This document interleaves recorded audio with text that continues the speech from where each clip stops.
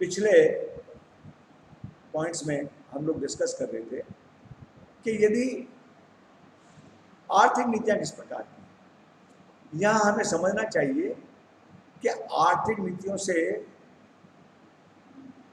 हमारा यह तात्पर्य है, आर्थिक नीतियों से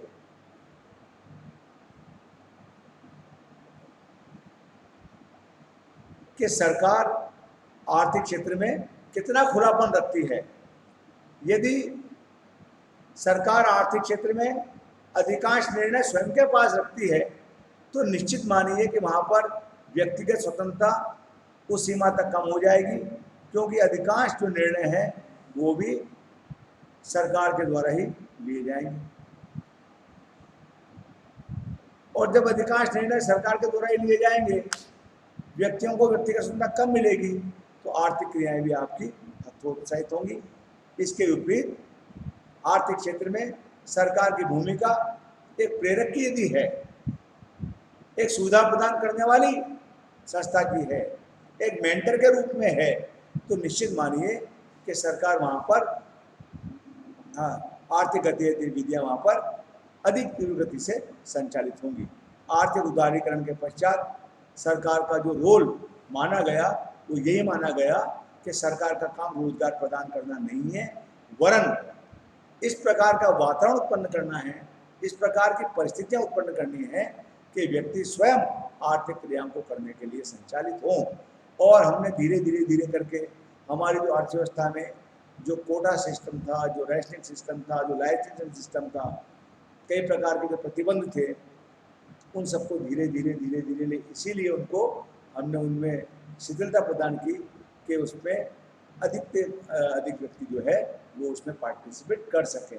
और अपन देख रहे हैं कि वर्तमान में सरकार ने इवन बैंकिंग सेक्टर को भी काफ़ी सीमा तक खुला छोड़ दिया, और सरकार ने कई सारी उसकी जो जहाँ सरकार की भागीदारी में जो है, सरकार के अधिकार में कई सारी इंडस्ट्रीज थी, कई सारे उद्योग थे, कई सारे उपक्रम थे, सरकार ने उनको डिसइन्वेस्टमेंट, विनिवेश की पॉलिसी का प्रयोग कर उनकी हिस्सेदारी जो सरकार की थी उसको बेचा, और जो पैसा वहाँ से प्राप्त हुआ उसको इंफ्रास्ट्रक्चर डेवलपमेंट में लगाया। इसका मतलब सरकार का उद्देश्य प्रेरक के रूप में कार्य करने का है, न कि सीधे सीधे नीतिका के रूप में कार्य करना। नेक्स्ट है पॉइंट, मुद्रा एवं पूंजी बाजार की दशा। मुद्रा एवं पूंजी बाजार की दशा। मुद्रा बाजार क्या है और पूंजी बाजार क्या है? मुद्रा बाजार वह बाजार है जहां पर कि मुद्राओं के सौदे किए जाते हैं, जहां पर कि मुद्राओं के सौदे किए जाते हैं, उसको अपन मुद्रा बाजार कहते हैं। अब ये मुद्रा घरेलू मुद्रा भी हो सकती है, अंतर्राष्ट्रीय मुद्रा भी हो सकती है, ये आपका क्या कहलाएगा? आपका मुद्रा बाजार कहलाएगा। बैंकों की बड़ी विशेष भूमिका है इसमें। दूसरा जो बाजार है वो है आपका पूंजी बाजार। पूंजी बाजार का मतलब पूंजी उत्पादन का एक साधन है। पूंजी को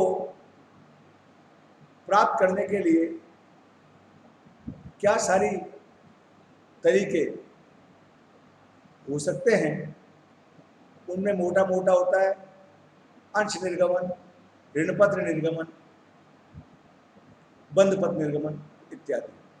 अंशों की भी श्रेणियां हो सकती है, प्रेफरेंस शेयर हो सकते हैं, इक्विटी शेयर हो सकते हैं, इनकी बहुत सारी फिर सब क्लासिफिकेशन है।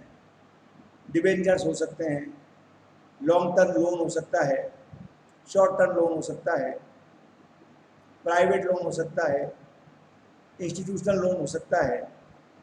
ये सब क्या कहलाता है? आपका पूंजी बाजार कहलाता है। अब देश में मुद्रा बाजार विकसित है, पूंजी बाजार विकसित है, विकसित बिल बाजार है, तो इसका मतलब ये हुआ कि आर्थिक दृष्टि से वातावरण अनुकूल है, क्योंकि कोई भी व्यक्ति, कोई भी संस्था बड़ी आसानी से उधार प्राप्त करके अपनी वित्त संबंधी आवश्यकताओं की पूर्ति कर सकती है। परंतु यदि ऐसा नहीं है तो निश्चित रूप से उसको बड़ी अड़चनें आ सकती हैं। प्राइवेट व्यक्तियों से लोन लेना उसको बड़ा भारी पड़ सकता है, ब्याज का लॉस उसके ऊपर काफ़ी ज़्यादा हो सकता है, और कई परिस्थितियों में तो वो ऐसा सोच भी नहीं सकता। नेक्स्ट जो पॉइंट है वो है प्रौद्योगिकी एवं तकनीकी दशा, technological development and conditions. Technological development and condition का मतलब ये है, विज्ञान और तकनीकी का भेद क्या है। विज्ञान तो एक प्रकार से खोज है, कुछ समंक है, कुछ तथ्य हैं, कुछ आंकड़े हैं, क्लासिफिकेशन है, वर्गीकरण है, प्रयोग है, बार बार प्रयोग है, निष्कर्ष, उनकी जांच, क्या रिजल्ट निकल के आया, सिद्धांत बन गया, ये वैज्ञानिक खोज।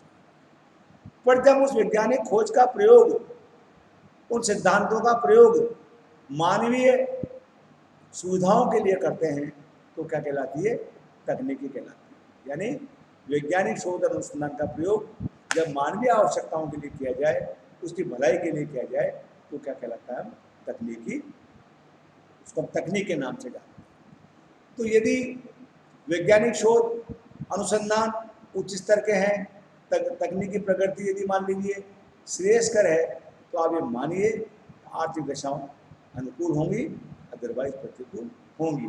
एक जो निर्धन राष्ट्र होता है, अशिक्षित जहाँ की जनसंख्या ज़्यादा है, वहाँ निश्चित रूप से वैज्ञानिक और तकनीकी खोजें कम होती हैं, तो वो इतने विकसित नहीं हो पाते जितने कि दूसरे राष्ट्र। हम हमारा उदाहरण करें, भारत जो है वो ज्ञान की दृष्टि से कम नहीं था, परंतु हमने हमारे ज्ञान को कहाँ लगाया, आध्यात्मिक उन्नति में लगाया। हमने दूसरी खोजें तो की, परंतु हमने विशेष रूप से कहाँ ध्यान लगाया, धर्म में, दर्शन में, आत्मा में, लोक परलोक ज्ञान, इसमें लगा। क्या हुआ, इसका परिणाम ये हुआ कि हमारा जो अधिकांश बौद्धिक चिंतन था वो इसी दिशा में चला गया।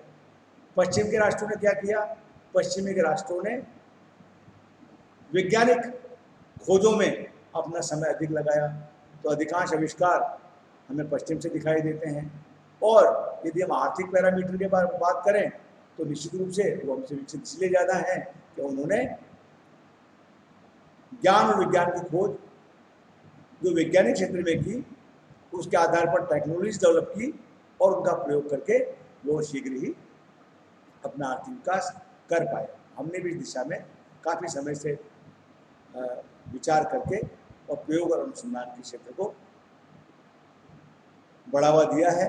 और वर्तमान समय में जो नवीन शिक्षा नीति सरकार के द्वारा जिसका ड्राफ्ट अभी जारी किया गया है, उसमें भी शोध और अनुसंधान पर विशेष बल देने की बात इसीलिए की गई। नेक्स्ट है अंतर्राष्ट्रीय परिस्थिति। अंतर्राष्ट्रीय परिस्थितियां में दो बातें आती हैं कि हमारी भौगोलिक स्थिति कैसी है और दूसरा हमारे पड़ोसियों से संबंध किस प्रकार के हैं। यदि हमारे भौगोलिक स्थिति अलग थलग प्रकार की है तो निश्चित रूप से मानिए हमारे लिए अंतर्राष्ट्रीय व्यापार होना उतना ही दुष्कर होगा, क्योंकि अप्रोच हमारी हो नहीं पाएगी, न हम आसानी से कोई सामान भेज पाएंगे, न मंगा पाएंगे। और इसके विपरीत हमारी अंतर्राष्ट्रीय परिस्थितियाँ ऐसी हैं कि हम बड़ी आसानी से एक देश से दूसरे देश में अपना माल भेज सकते हैं अथवा मंगा सकते हैं, तो हम बड़ी आसानी से अंतर्राष्ट्रीय व्यापार कर पाएंगे। भारत का यदि उदाहरण लें तो भारत तीन तरफ तो समुद्र से घिरा हुआ है, परंतु उत्तर पश्चिमी जो हमारा एरिया है ये कई राष्ट्रों से हमें जोड़ता आया है प्राचीन काल से ही। तो इसी रास्ते के माध्यम से हमारा अंतर्राष्ट्रीय व्यापार होता था। विकास के साथ साथ अब समुद्री जो मार्ग है उनके माध्यम से भी काफ़ी सारा आयात निर्यात होने लगा। नेक्स्ट पॉइंट है पर्यावरण संरक्षण और जागरूकता। पर्यावरण संरक्षण जागरूकता का मतलब ये है कि हम पर्यावरण के प्रति कितने सचेत हैं। हम आर्थिक विकास तो करना चाहते हैं, हम आर्थिक क्रिया करना चाहते हैं, साधनों का प्रयोग भी करना चाहते हैं और करना भी प्रारंभ कर दिया, परंतु बाद में ये पता चला कि जो विकास हुआ वो प्राकृतिक संसाधनों की कीमत पर हुआ और हमने उनका इतना विध्वंस कर दिया कि उनको समाप्त कर दिया। अब क्या करें, पर्यावरण भी खराब कर दिया। इसलिए आर्थिक विकास के साथ में एक और शब्द जुड़ा हुआ है, सस्टेनेबल डेवलपमेंट। सस्टेनेबल डेवलपमेंट यानी स्थिरता के साथ विकास। स्थिरता के साथ विकास का मतलब ये है कि प्राकृतिक संसाधनों को विशेष नुकसान पहुंचाए बिना उनकी उपलब्धता को बनाए रखते हुए आर्थिक गतिविधियों का संचालन करना, ये सस्टेनेबल डेवलपमेंट, अर्थात स्थिरता के साथ विकास करना। विकास तो हो परंतु वो दीर्घकालीन हो, और दीर्घकालीन तभी हो पाएगा जबकि हम प्राकृतिक संसाधनों को बहुत सोच समझ करके, दूरदर्शिता पूर्वक तरीके से उनका आकलन करके, उनकी भविष्य में भी उपलब्धता बनी रहे इसके बारे में वर्तमान में चिंतन करके, उनमें कैसे वृद्धि हो इसके बारे में प्रयास करके हम अपने सस्टेनेबल डेवलपमेंट को जारी रख सकते हैं। तो आज हमने इस बात पर चर्चा की, 2 सेशन में वीडियोस आज अपन ने अपलोड किए हैं।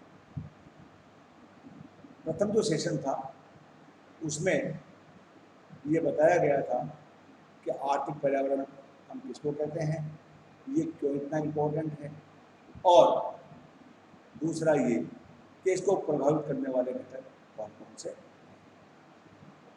मैंने आपको दोनों ही बारे में बताया।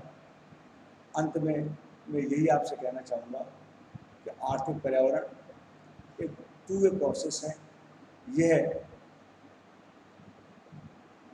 स्वयं वातावरण से प्रभावित भी होता है और वातावरण को प्रभावित भी करता है।